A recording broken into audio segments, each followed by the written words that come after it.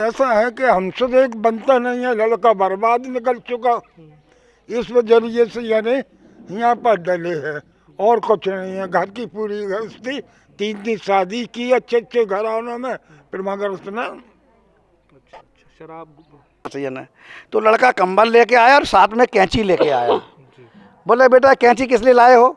बोले पापा आज आप अपने पापा को निकाल रहे हो, बाबा को निकाल रहे हो घर से, जब मैं बड़ा होऊंगा तो इस आधे कंबल को मैं काट के आपको दूंगा जब आपको वापस निकाल। 60 वर्ष से ऊपर किसी भी निराश्रित व्यक्ति की जिम्मेदारी समाज कल्याण विभाग की है, जिसके चलते झांसी में ITI के पास वृद्धा आश्रम कई सालों से संचालित हो रहा है। यहाँ पर तकरीबन 150 लोगों के रहने की व्यवस्था है। यहाँ पर खाने का, पीने का, रुकने का, उठने का, बैठने का, व्यायाम करने का पूरा पर्याप्त इंतजामात है और ये सारे लोग यहाँ पर आराम से रहते हैं। इसको संभालने के लिए कई सारे यहाँ पर वॉलंटियर्स हैं, कई सारे मेंबर्स हैं जो लगातार यहाँ प्रयास करते हैं, जिसकी वजह से यहाँ पर सारी व्यवस्थाएं ढंग से संचालित होती हैं। भैया नाम क्या है पूरा आपका? प्रमोद कुमार शर्मा। शर्मा जी, यहाँ पर जो भी लोग बैठे हुए हैं, इनमें से इनके पीछे कहानी क्या होती, क्यों ये लोग निराश्रित होते हैं? कहानी साहब इनके पीछे है, मैंने जहाँ तक अब मेरा अनुभव है कि पूरा जीवन माँ बाप अपनी औलाद के लिए लगा देते हैं और मुझे लगता है कि हो सकता है सारी गलती लड़कों की ना हो, इनकी लड़कियों की ना हो, परिवार वालों की, कि कहीं ना कहीं संस्कार बहुत बड़ी चीज़ है। संस्कार कहीं बाज़ार में नहीं मिलते, पेड़ पर नहीं लगते, संस्कार माँ बाप के द्वारा अपने घर से ही मिलते हैं। हो सकता है कुछ संस्कार देने में अपनी औलादों को कमी रह गई हो सर, मेरा ये भी मानना है। एक हाथ से ताली नहीं बजती है। फिर भी जब माँ बाप अपनी पूरी जीवन अपने बच्चों के लिए बलिदान कर देते हैं तो माँ बाप की कोई भी कमी पर ध्यान ना देते हुए सभी बच्चों को उनकी अपनी आखिरी सांस तक, जब तक उनके माँ बाप की आखिरी सांस है, उनकी सेवा करना चाहिए। प्रमोद जी, आपकी इन लोगों से बात होती रहती होगी, मुझे किसी के नाम आप ना बताएं, लेकिन फिर भी ये बताएं कि उनका घरेलू झगड़ा किस बात पे होता है? 60 साल के बाद जब माता पिता को आवश्यकता है बच्चों के स्नेह की, तब दिक्कतें कहाँ होती होता क्या है, मुझे लगता है कि जैसे छोटा बच्चा जब होता है और उसके पिता या माँ उसको बाज़ार लेके जाते हैं, मेला लेके जाते हैं, और वो बच्चा कई बार पूछता कि ये क्या है मम्मी, क्या है पापा, ये क्या है। वो पापा कभी झुंझलाते नहीं हैं, 100 बार बताएंगे। और जब उनकी शादी हो जाती है तो हम कह रहे हैं कि पूरा का पूरा जो है ध्यान, ये नहीं कह रहे हम कि माँ बाप पे दो, लेकिन माँ बाप को भी उतना ही दो जितना अपनी पत्नी को दो, अपने बच्चों को दो, कि जो भी आज तुम्हारी हस्ती है वो माँ बाप के द्वारा ही है। प्रमोद जी, आज जो बच्चे जवान हैं और अपने पूरे होशो हवास में संपन्न होने के बाद भी अपने माता पिता को वो घर से बाहर निकाल देते हैं, कल उनको भी बूढ़ा होना है, ऐसे में कैसे देखते हैं?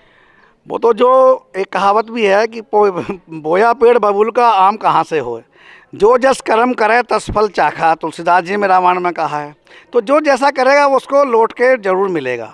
हर क्रिया की प्रतिक्रिया होती है। आज वे अपने माँ बाप को भेज रहे हैं, कल उनके बच्चे उनको भेजेंगे। एक छोटा सा मैं प्रसंग सुनाता हूँ आपको। एक लड़का था और बहू थी, उसके मम्मी पापा थे। तो माँ मर गई, पिता रह गए। अब पिता को बेचारों को खांसी हो गई, तो वो खांसी आती थी रात में। तो जो घरवाली थी, लड़के की बहू थी, वो रोज़ अपने पति से कहे, वो ऑफिस से आए कि भाई ये इनको जो है हमारे बच्चों को खांसी लग जाएगी, इनको टीबी तो नहीं है। तो बहुत टालता रहा लड़का, लेकिन जब वो रोज़ किसी बात को कहो, घर में कलह रहने लगी। तो एक दिन उसने अपने पापा से बोला कि पापा जी ऐसा करो, आप थोड़ा तीर्थ यात्रा के लिए थोड़े दिन के लिए घूम आओ। तो उसी समय तैयारी हो गई। बोले हाँ, वो पापा समझ गए कि ठीक कह रहा कि मेरे जाने का समय जो है यहाँ से आ गया, इन लोगों का जो है मेरे से मन ऊब चुका है, भर चुका है। तो उन्होंने कहा कि पानी बरसने लगा उसी समय पे, जाने का समय पे।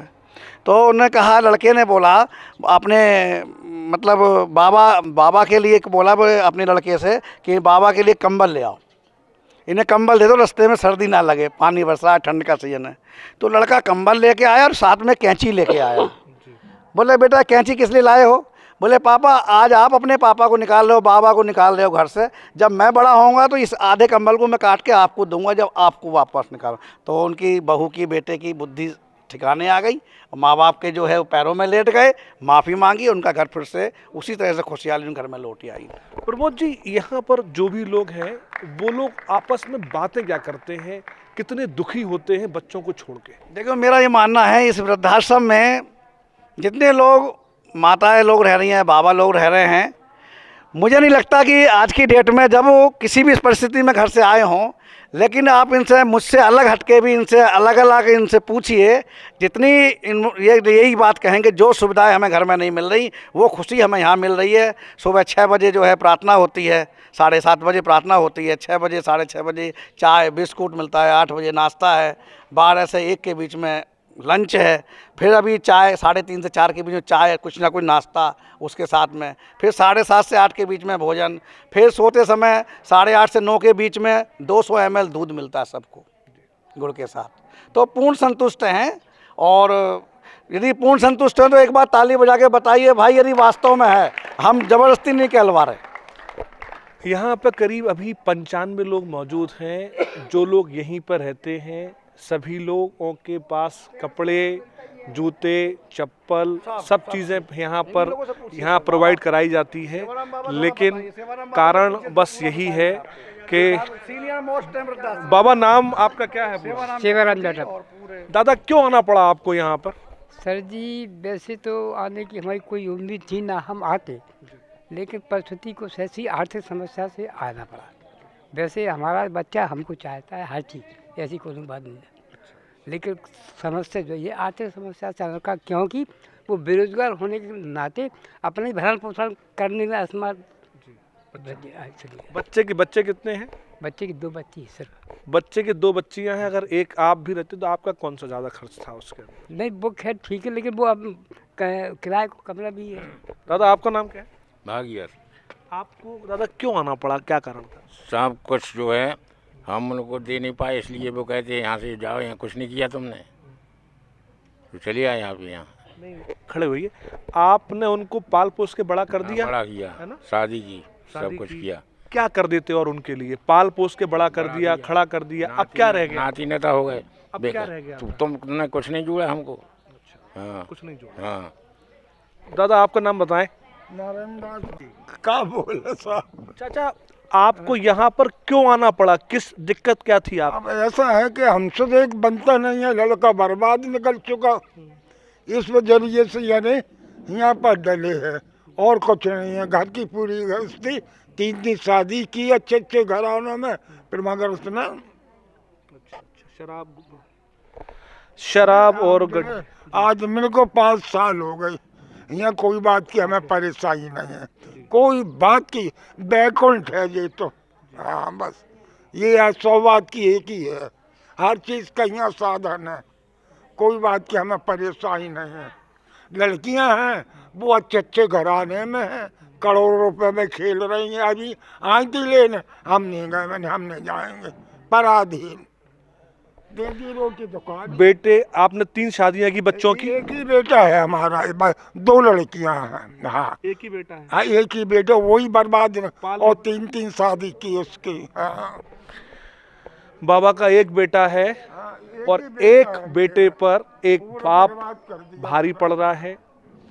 इनका बच्चा है, आरोप लगाता है कि तुमने कुछ मेरे लिए किया नहीं, बच्चे को बड़ा कर दिया, पढ़ा दिया, लिखा दिया, काम से लगा दिया माँ बाप से, और क्या चाहता है आदमी। एक बाबूजी हैं। मेरा मकसद किसी को परेशान करना या किसी की आइडेंटिटी को डिस्क्लोज करना नहीं है, लेकिन कहना इतना मात्र है कि आज जहाँ पर बच्चे खड़े हुए हैं, माता पिता को घर से बाहर निकाल रहे हैं, और यदि वो जीवित रहते हैं तो हर व्यक्ति को बूढ़ा होना है, हर व्यक्ति को इस उम्र में पहुंचना है, और आज आप जो माता पिता के प्रति कर रहे हैं वो सभी आपके सामने आता है। इनका आशीर्वाद भी आपके समस्या के आगे आ जाता है, और यदि इनके मन से आह निकलती है तो वो आपको परेशान ज़रूर करेगी। कुलदीप न्यूज़ 86।